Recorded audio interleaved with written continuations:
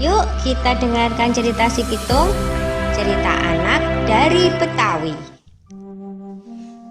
Pada zaman penjajahan Belanda, di kampung Rawabelong lahir seorang bayi laki-laki mungil dari keluarga sederhana.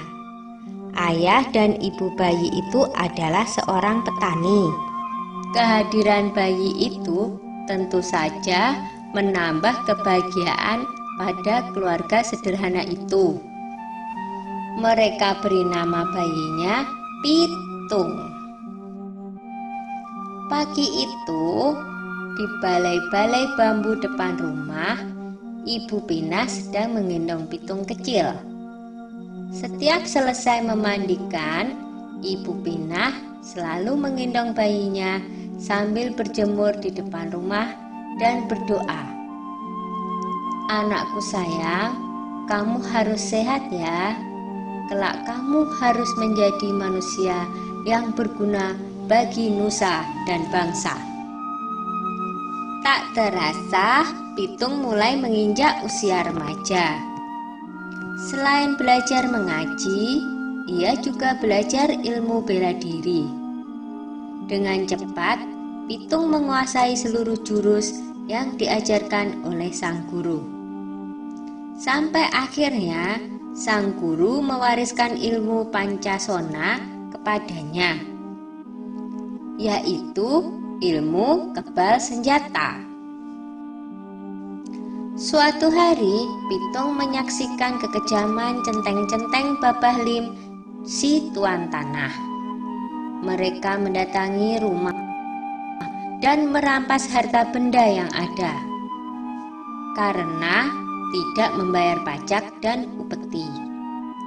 Dengan kejam, mereka memukul dan menyeret para penghuni rumah. Hati kecil Pitung terpanggil untuk menolong mereka. Ini adalah saat pertama Pitung membela orang lemah. Pitung tak tega melihatnya. "Hai centeng-centeng, kenapa kalian merampas harta orang dan menindas orang yang tak berdaya? Kalau berani, sini lawan aku," tantang Pitung. Mendengar itu, si pemimpin centeng marah. "Hei anak muda, berani-beraninya kau menghalangiku. Rasakan ini," hardiknya kepada Pitung.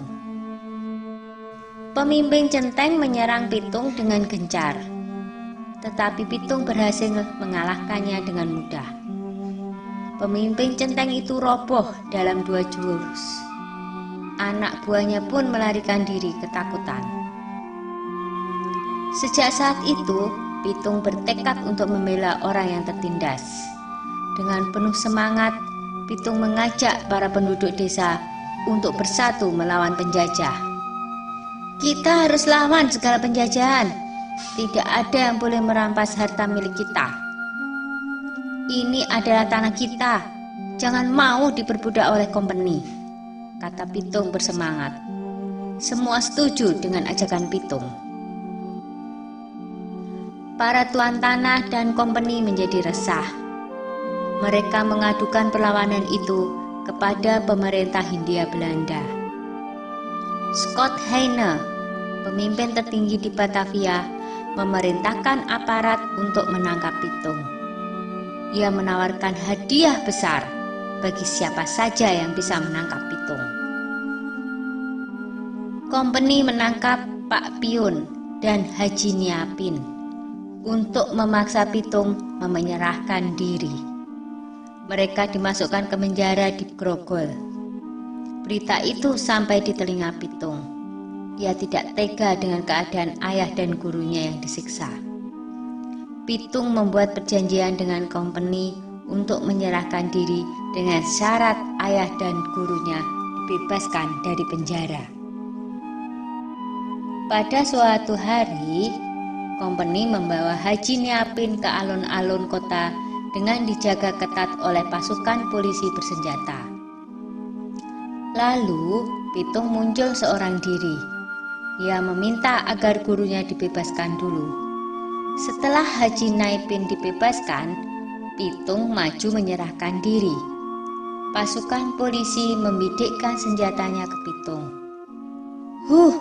Tertangkap juga kamu, Pitung," kata Scott Heine kesal. "Hahaha, aku tidak takut menghadapi pengecut seperti kalian," jawab Pitung. Scott Heine marah dan ia langsung memberi tanda kepada pasukan untuk menembak. "Dor, dor, dor!" Pitung pun roboh bersimpah darah. Pitung gugur sebagai seorang satria. Beberapa bulan kemudian, Scott Heine dipecat dari jabatannya karena menembak orang yang tidak melawan ketika ditangkap. Pitung gugur sebagai pahlawan dan akan selalu dikenang oleh generasi-generasi berikutnya. Sudah dulu ya cerita si Pitungnya. Jumpa lagi di cerita lain.